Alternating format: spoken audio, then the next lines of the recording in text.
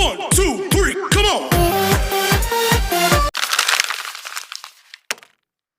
तो कैसे हैं आप लोग? आज हम लोग उस शानदार चैप्टर के बारे में पढ़ने जा रहे हैं जिसका नाम है फोर्स एंड प्रेशर। और इस किस क्लास का ये चैप्टर है? ये है क्लास 8 का फिजिक्स का पहला चैप्टर जो कि है फोर्स एंड प्रेशर। तो हम लोग इसके बारे में आज पढ़ने जा रहे हैं।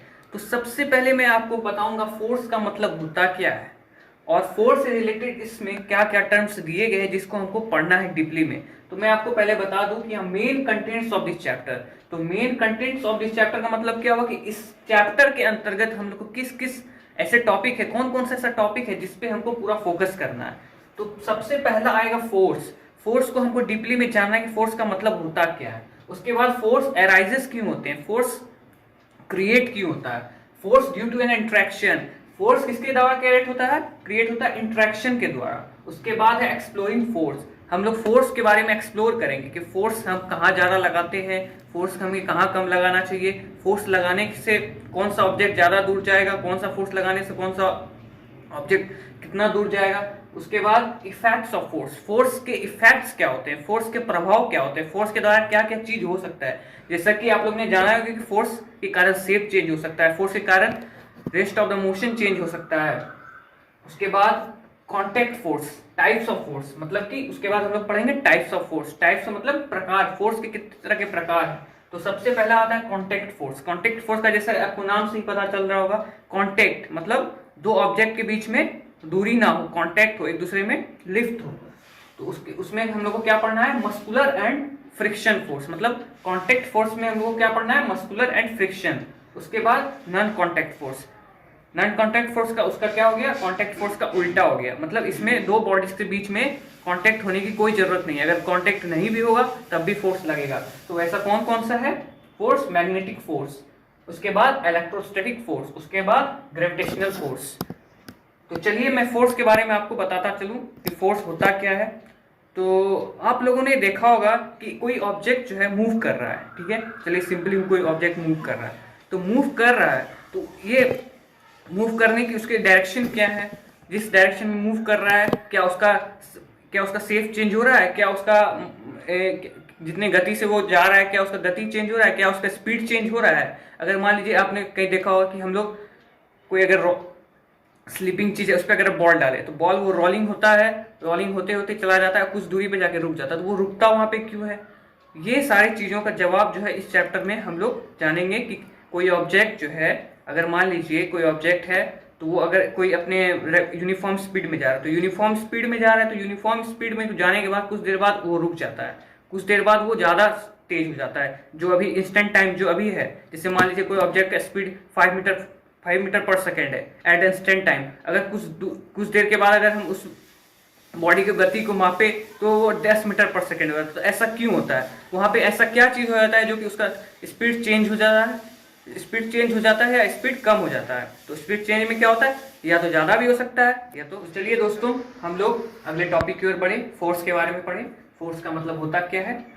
तो जैसा कि यहाँ पे लिखा हुआ है, ए पुश और पुल दैट चेंजेस और tends to change the state of the rest or of a uniform motion of an object or changes its direction। तो इसका मतलब हम लोग जानते हैं होता क्या है। ए पुश और पुल, पुश मतलब क्या होता है, खींचना, और पुल मतलब क्या होता है, पुश मतलब क्या होता है, धक्का लगाना, और पुल मतलब क्या होता है, खींचना किसी चीज को। तो इसका यहाँ पे अगर सिंपली मीनिंग हम लोग जाने तो पुश और पुल ऑन ऑन ऑब्जेक्ट, मतलब किसी भी ऑब्जेक्ट पे अगर हम पुशिंग करेंगे, पुशिंग फोर्स लगाएंगे या पुलिंग फोर्स लगाएंगे, तो दैट चेंजेस मतलब वो क्या कोशिश करेगा। अगर मान लीजिए कोई ऑब्जेक्ट पे अगर हम फोर्स, किसी ऑब्जेक्ट को अगर हम पुश किए या पुल किए तो क्या करने की कोशिश करता है, किसी भी ऑब्जेक्ट के स्टेट को वो चेंज करने की कोशिश करता है। मतलब स्टेट मतलब अगर वो रेस्ट में है तो मोशन में आने की कोशिश करेगा, अगर मोशन में है तो वो रेस्ट में आने की कोशिश करेगा। तो इसका मतलब क्या हुआ कि पुश और pull an object that changes और tends to change the state of the motion, the state of the rest. मतलब इसका कि अगर हम फोर्स उसको कहेंगे जो कि पुश और पुल करने पे किसी भी ऑब्जेक्ट का वो स्टेट ऑफ मोशन चेंज कर सकता है। स्टेट उसका क्या है, अगर कोई ऑब्जेक्ट रेस्ट में है तो वो मोशन में आ जाएगा, अगर कोई ऑब्जेक्ट मोशन में है तो वो रेस्ट में आ जाएगा। तो अब देखिए इसके आगे क्या है, a force is arises due to the interaction between the two bodies. Force जो अराइज होता है वो किसके द्वारा अराइज होता है, राइज मतलब फोर्स कैसे जनरेट होता है, फोर्स कैसे उत्पन्न होता है। तो फोर्स हमेशा उत्पन्न किससे होता है, interaction between the two bodies. Interaction मतलब आकर्षित करना। कोई भी बॉडी जो है, कोई भी बॉडी मान लीजिए कोई ऑब्जेक्ट ए है कोई ऑब्जेक्ट बी है, उस दोनों के बीच में इंट्रैक्शन होना मतलब आकर्षण होना, वही किसका कारण है, फोर्स का कारण है। तो इसको इसके ये जो टर्म है इंट्रैक्शन, इसके बारे में हम थोड़ी देर में पढ़ेंगे क्या मतलब होता है इसका। देखिए उसके आगे क्या लिखा हो, at least two object must interact for a force to come into a play. इसका मतलब क्या हुआ कि किसी भी दो ऑब्जेक्ट के बीच में फोर्स लगने के लिए दो बॉडी का इंटरेक्ट होना जरूरी है, मतलब दो बॉडी का होना जरूरी है। अगर मान लीजिए एक बॉडी ए है एक बॉडी बी है, तो अगर वो दोनों के बीच में फोर्स तभी लगेगा जब वो दोनों एक दूसरे को इंटरेक्ट करेंगे। अगर सिर्फ ओनली एक बॉडी रहेगा, कोई दूसरा बॉडी नहीं रहेगा, तो फोर्स उस पर नहीं लगेगा। तो हमेशा फोर्स लगने के लिए दो बॉडी का होना जरूरी है, दोनों बॉडी के बीच में इंटरेक्शन होने का जरूरी है। तो this thus an interaction of one object with another object results in a force between the two objects। मतलब the interaction मतलब एक बॉडी का इंट्रैक्शन दूसरे बॉडी के इंट्रैक्शन, मतलब एक बॉडी का जो इंट्रैक्शन होता है दूसरे बॉडी पे जब इंटरेक्ट करता है तो तभी फोर्स डेवलप होता है दो बॉडी के बीच में। फोर्स के बारे में हम लोग जाने कि फोर्स जो है क्या होता है, फोर्स कब लगता है, कब बॉडी का इंट्रैक्शन होता है, और बॉडी के इंट्रैक्शन होने के लिए मतलब दो बॉडी के बीच में फोर्स लगने के लिए क्या जरूरी होना चाहिए। तो दो बॉडी के बीच में फोर्स लगने के लिए इंट्रैक्शन का होना बहुत जरूरी है। तो जैसा कि मैंने आपको बताया कि force arises due to interaction, मतलब दो बॉडी के बीच में आकर्षण होने के कारण ही फोर्स डेवलप होता है। तो कुछ इसके एग्जांपल देखेंगे, जैसे कि मान लीजिए कि कोई स्टेशनरी कार, स्टेशनरी मतलब कोई रुका हुआ कार है, तो रुका हुआ कार है तो जब तक उसमें हम फोर्स नहीं लगाएंगे, जब तक हम उसमें फोर्स नहीं लगाएंगे तब तक वो आगे नहीं बढ़ेगा। या कोई मूविंग कार है, अगर हम उसमें तब तक ब्रेक अप्लाई नहीं करेंगे तब तक वो रुकेगा नहीं।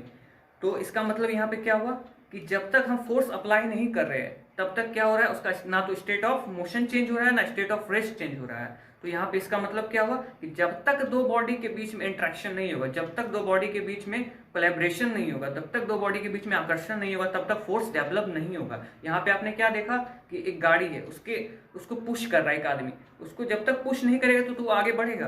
तो इसका मतलब क्या हुआ कि इंट्रैक्शन होना जरूरी है दो बॉडी के बीच में। यहाँ पे बॉडी एक क्या हो गया, कार हो गया, और बॉडी बी क्या हो गया, ह्यूमन हो गया। अब चलिए दूसरा एग्जाम्पल लेते हैं। मान लीजिए कि दो लड़की है जो कि घूम रही है, आपस में पूल कर रही है, मतलब कि वो चारों तरफ घूम रही है। तो चारों तरफ घूम रही है तो यहाँ पे आप पाएंगे कि जब वो दोनों आपस में घूम रही है तो वो एक दूसरे को पुल कर रही है, एक दूसरे को खींच रही है, एक अपने तरफ, एक दूसरे तरफ खींच रहा है, एक अपने तरफ खींच रहा है। तो एक जो खींच रहा है तो वहां पे जब तक वो फोर्स उसको बैलेंस किया हुआ है, अगर मान लीजिए कोई फोर्स अगर कम हो गया दोनों के बीच में, तो जिस तरफ फोर्स कम हो गया, जिस तरफ फोर्स ज्यादा हो गया उधर जो है बॉडी झुक जाएगा, और जिस तरफ फोर्स कम हो गया उधर से बॉडी वो झुक के जिधर फोर्स ज्यादा हो गया उधर चला जाएगा। तो यहाँ पे मैं सिंपली ही बताने की कोशिश कर रहा हूँ कि फोर्स जो डेवलप होगा वो दो बॉडी के बीच में तभी होगा जबकि इंट्रैक्शन होगा। यहाँ पे आपने देखा कि कार नहीं जाएगा जब तक कि ह्यूमन उसको पुश नहीं करेगा, जब तक बॉडी भी उसको पुश नहीं करेगा। यहाँ पे आपने दूसरे एग्जाम्पल में देखा कि लड़की जो है दूसरे लड़की पे फोर्स लगा रही है, दूसरे लड़की पे कांटेक्ट में है, दोनों एक दूसरे के हाथ पकड़े हुए, तो जब तक कांटेक्ट नहीं होगा तब तक फोर्स नहीं डेवलप होगा। तो ये किसके अंदर का आता है, कांटेक्ट फोर्स। लेकिन अगर हम जब बात करेंगे नॉन कांटेक्ट फोर्स के बारे में, वहाँ पे कुछ एक्सेप्शन है जो कि मैग्नेटिक फोर्स हैं, इलेक्ट्रोस्टैटिक फोर्स हैं और ग्रेविटेशनल फोर्स हैं, उसके बारे में बात करेंगे। तो देखिए, तो फोर्स ड्यू टू ना इंट्रैक्शन के बारे में हम लोग जानेंगे। उसके बाद आते हैं एक्सप्लोरिंग फोर्स। तो एक्सप्लोरिंग फोर्स का मतलब क्या होगा कि फोर्स को हम लोग जानते हैं, फोर्स को एक्सप्लोर करते हैं कि फोर्स के अंतर्गत होता क्या है। तो मान लीजिए कि कोई ऑब्जेक्ट है, हैवी ऑब्जेक्ट, हैवी बॉक्स है, तो ऑब्जेक्ट जो है दो, मतलब वो हैवी बॉक्स जो है वो उसको जो है दो आदमी पुश कर रहा है मिलके, दो लड़के जो है उसको पुश कर रहे हैं। तो मान लीजिए कोई अपोजिट डायरेक्शन में, एक उधर से पुश कर रहा है और एक इधर से पुश कर रहा है। तो पुश जो कर रहा है तो वो जिधर से फोर्स ज़्यादा लगेगा उधर क्या हुआ, वो बॉडी जो है उधर मूव करने लगेगा। मतलब कि अगर मान लीजिए ये मार्कर है तो मार्कर जो है एक इधर से पुश किया जा रहा है, एक इधर से पुश किया जा रहा है। तो अगर मान लीजिए यहाँ पे 5 न्यूटन का फोर्स लगा और यहाँ पे 3 न्यूटन का फोर्स लगा, तो 5 न्यूटन फोर्स जो लगेगा जिधर से, और 3 न्यूटन जो वीक फोर्स की तरफ वो मूव करने लगेगा। अगर मान लीजिए इधर से ज़्यादा फोर्स लगा तो इस तरफ जिधर वीक फोर्स है उधर मूव करने लगेगा।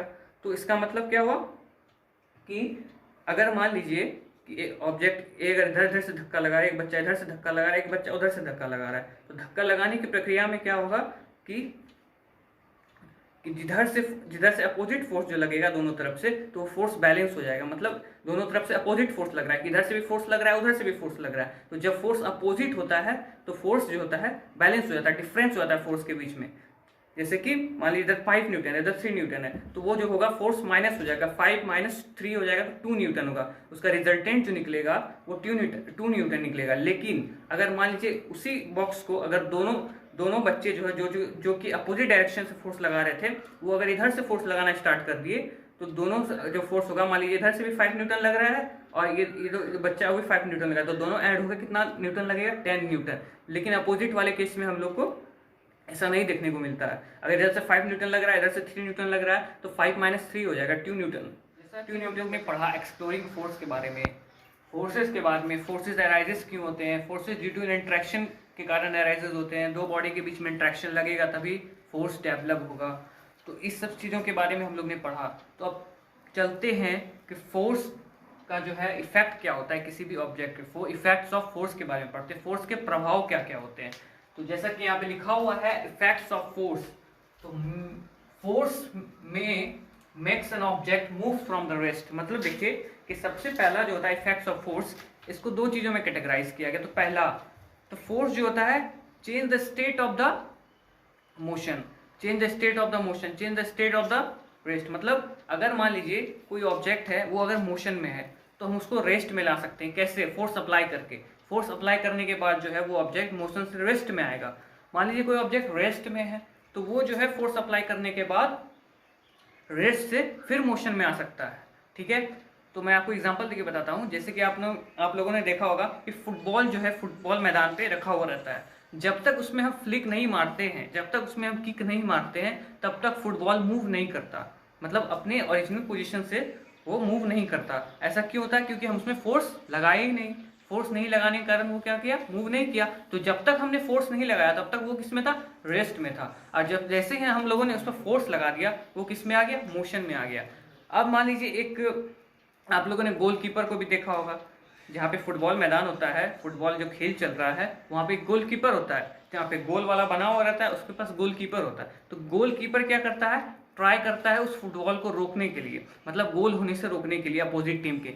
तो यहाँ पे हम लोगों ने देखा, हम लोग देख सकते हैं वहाँ पे कि गोलकीपर जो ट्राई करता है किस चीज़ को? मूविंग बॉल होता है, वो मूव करता है। वो फुटबॉल जो है एक जगह से दूसरी जगह मूव करके गोल होने के लिए आता है। तो उसको डाइव करके रोकते हैं। कौन रोकते हैं? गोलकीपर। तो गोलकीपर जब रोकते हैं तो वो जो बॉल होता है वो स्पीड होता है, मोशन में होता है। उसको जब रोकते हैं तो वो रेस्ट में आ जाता है। तो यहाँ पे किसका एग्जांपल हुआ कि फोर्स हम लगाएं तभी तो वो रेस्ट में आया।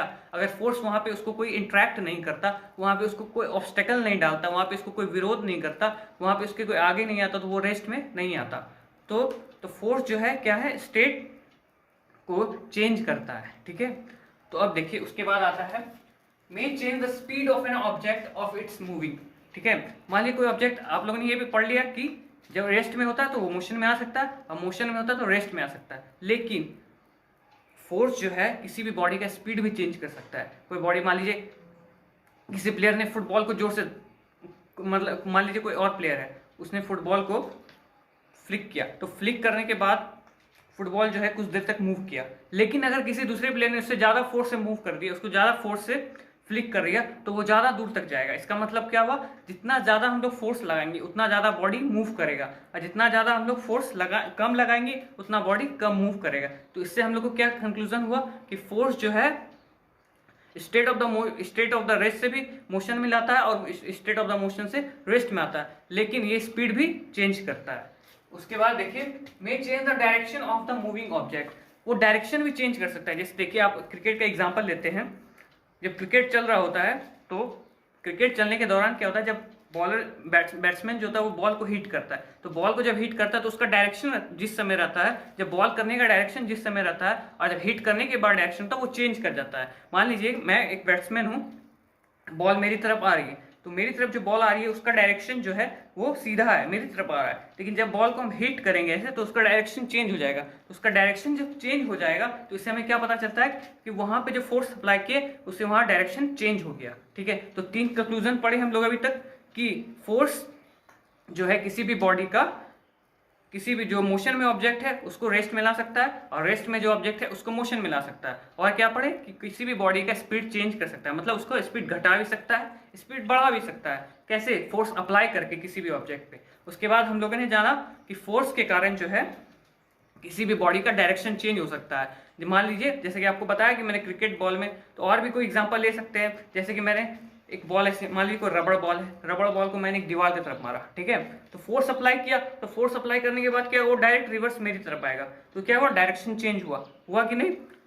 डायरेक्शन चेंज हुआ। तो यही कंक्लूजन है इफेक्ट्स ऑफ फोर्स का। उसके बाद एक मेन टॉपिक और आता है, इसी में पढ़ना है हमको, जिसको आता है कि force can may bring about a change in the shape of object. Force जो है ऑब्जेक्ट को चेंज, ऑब्जेक्ट के शेप को भी चेंज कर सकता है। ऐसा कैसे हो सकता है? हम लोग जानते हैं कुछ एग्जांपल के द्वारा।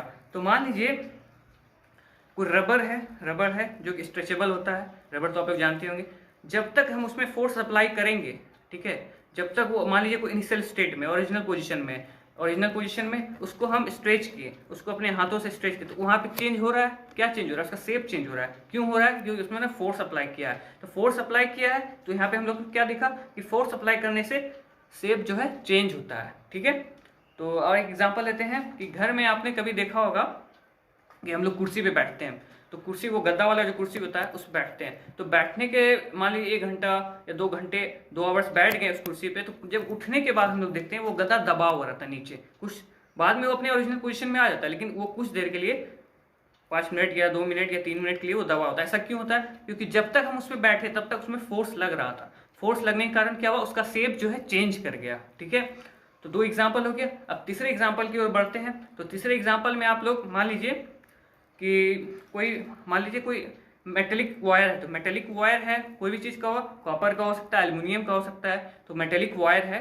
तो सिंपली इस तरह का मेटेलिक वायर है, और 2 हाइड्रोलिक प्रेशर, मतलब दोनों तरफ से प्रेशर लगाने वाली एक मशीन है, उसके बीच में हम उस मेटेलिक वायर को फिट कर दिए। तो मेटेलिक वायर को जब फिट कर देंगे तो दोनों तरफ से जैसे जैसे फोर्स बढ़ाएंगे, उसका देखेंगे ना, ये जो मेटेलिक वायर है उसका शेप जो होगा वो कर्व टाइप का हो जाएगा, मतलब ये ऐसे मुड़ने लगेगा, यू शेप में आने लगेगा। तो इससे हम लोग क्या पता लगा कि फोर्स लगाने से मेटेलिक वायर पे चेंजेस आने लगे, उसका शेप जो है चेंज होने लगा। तो शेप चेंजेस होने के कारण क्या हुआ, फोर्स के कारण उसका ही शेप चेंज हो रहा था। तो ये सारे एग्जाम्पल थे कि फोर्स के कारण जो होता है किसी भी ऑब्जेक्ट का शेप चेंज हो सकता है। तो इसका सारा कंक्लूजन यही निकला। तो हमारा कंक्लूजन ये निकला कि force can change the state of the motion or the state of the rest. Force can change the shape of the object. Force can change the direction of the object. तो ये सारा conclusion हम लोग, मतलब हम ये सारा chapter का, ये जो अभी पढ़े इफेक्ट्स ऑफ फोर्स का, यही इसका कंक्लूजन था जिसको हम लोग अभी पढ़ चुके हैं। तो आज की क्लास यहीं पे खत्म होता है। ये पार्ट 1 है। अब पार्ट 2 में जो है हम लोग क्या क्या पढ़ेंगे, टाइप्स ऑफ फोर्स के बारे में पढ़ेंगे, contact force, non contact force. उसके बाद उसको डीपली में पढ़ेंगे, मस्कुलर एंड फ्रिक्शन फोर्स क्या होता है, उसके बाद मैग्नेटिक, इलेक्ट्रोस्टैटिक, उसके बाद ग्रेविटेशनल फोर्स, और उसके बाद आएगा प्रेशर, उसके बाद आएगा what are the applications of the pressure. तो ये सारे जितने भी टॉपिक हैं इसको डिस्कस करेंगे पार्ट 2 में। तो thank you all of you. This is